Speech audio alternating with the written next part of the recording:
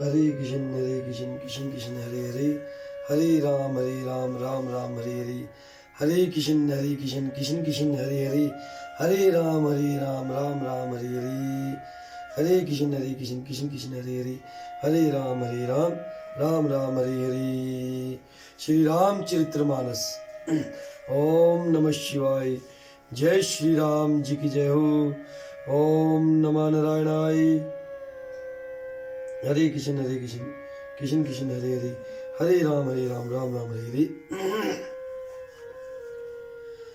श्री रामचंद्र जी की छवि देखकर कोई एक दूसरी सखी कहने लगी, यह वर जानकी जी के योग्य है। हे सखी, यदि कहीं राजा इन्हें देख ले तो प्रतिज्ञा छोड़कर हठ पूर्वक इन्हीं से विवाह कर देगा। किसी ने कहा, राजा ने इन्हें पहचान लिया है और मुनि के सहित इनका आदर पूर्वक सम्मान किया है, परंतु हे सखी, राजा अपना प्रण नहीं छोड़ता। वह होनहार के वशीभूत होकर हठ पूर्वक अविवेक का ही आश्रय लिए हुए है, प्रण पर अड़े रहने की मूर्खता नहीं छोड़ता। कोई कहती है, यदि विधाता भले हैं और सुना जाता है कि वे सबको उचित फल देते हैं, तो जानकी जी को यही वर मिलेगा। हे सखी, इसमें संदेह नहीं है।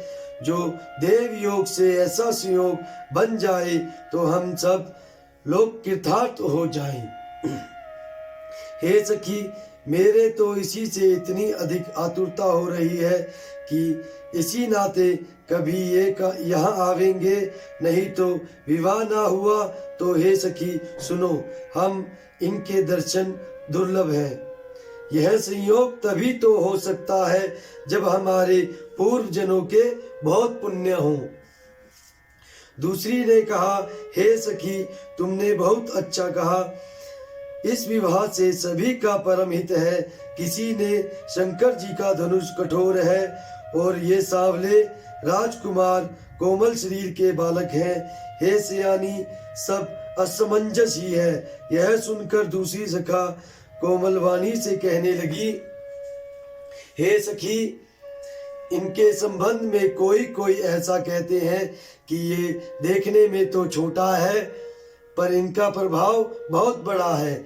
जिनके चरण कमलों की धूलि का स्पर्श पाकर अहल्या तर गई, जिसने बड़ा भारी पाप किया था, वे क्या शिवजी का धनुष बिना तोड़े रहेंगे? इस विश्वास को भूलकर भी नहीं छोड़ना चाहिए। जिस ब्रह्मा ने सीता को सवार कर बड़ी चतुराई से रचा है, उसी ने विचार कर सांवला वर भी रच रखा है। उसके ये वचन सुनकर सब हर्षित हुई और कोमल वाणी से कहने लगी, ऐसा ही हो। सुंदर मुख और सुंदर नेत्रों वाली स्त्रियां समूह की समूह हृदय में हर्षित होकर फूल बरसा रही हैं।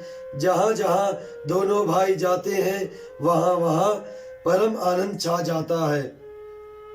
दोनों भाई नगर के पूरब ओर गए, जहां धनुष यज्ञ के लिए रंग भूमि बनाई गई थी।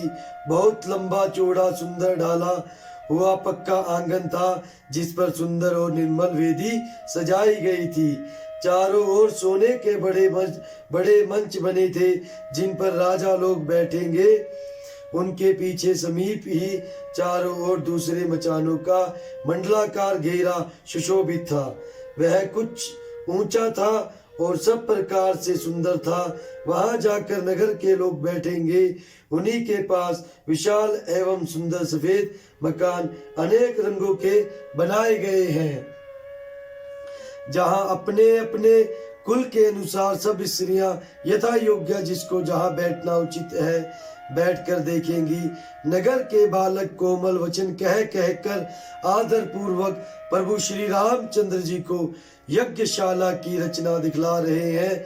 सब बालक इसी बहाने प्रेम के वश होकर श्री राम जी के मनोहर अंगों को छूकर शरीर से पुलकित हो रहे हैं और दोनों भाइयों को देख देख कर उनके हृदय में अत्यंत हर्ष हो रहा है।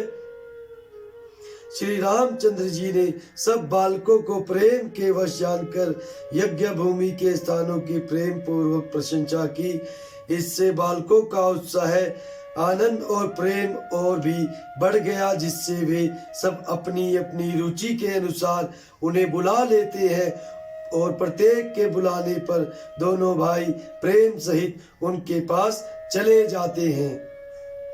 कोमल, मधुर और मनोहर वचन कहकर श्री राम जी और अपने छोटे भाई लक्ष्मण को यज्ञ भूमि की रचना दिखलाते हैं, जिनकी आज्ञा पाकर माया लव निमेष पलक गिरने के चौथाई समय में ब्राह्मणों के समूह रच डालती है।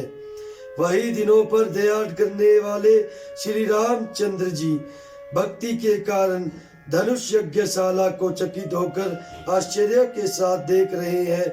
इस प्रकार सब कौतुक विचित्र रचना देखकर वे गुरु के पास चले। देर हुई जानकर उनके मन में डर है, जिनके भय से डर का भी डर लगता है।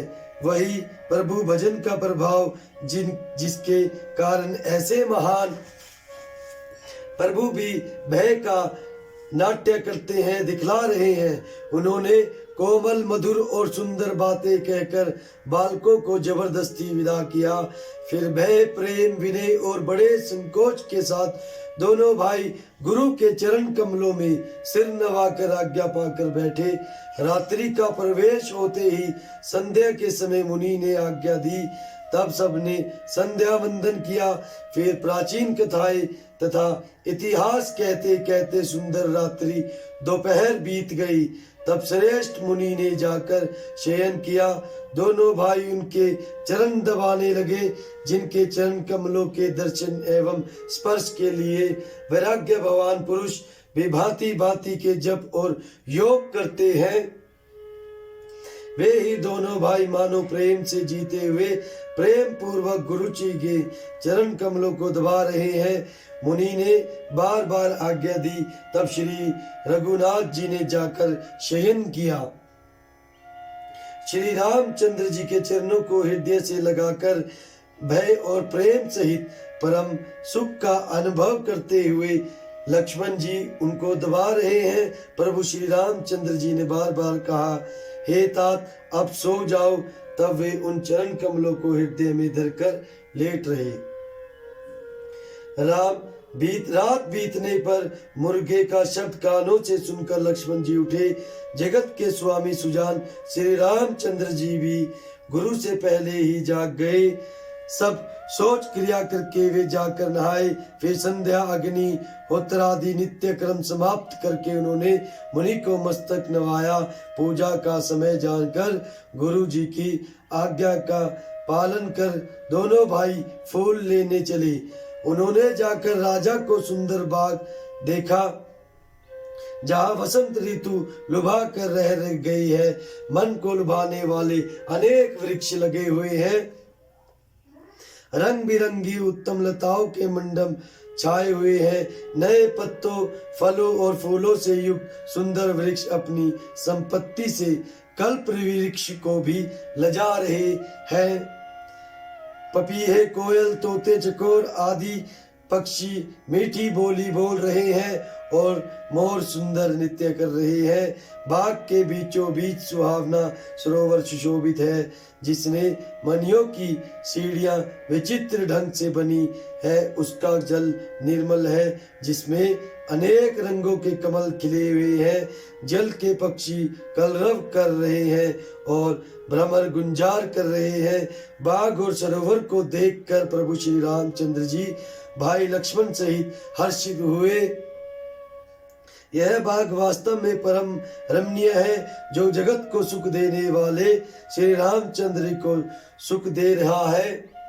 चारों ओर दृष्टि डालकर और मालियों से पूछकर वे प्रसन्न मन से पत्र पुष्प लेने गए।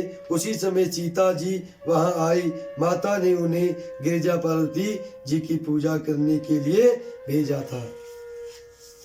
हरे कृष्ण कृष्ण कृष्ण हरे हरे, हरे राम राम राम हरे हरे, हरे कृष्ण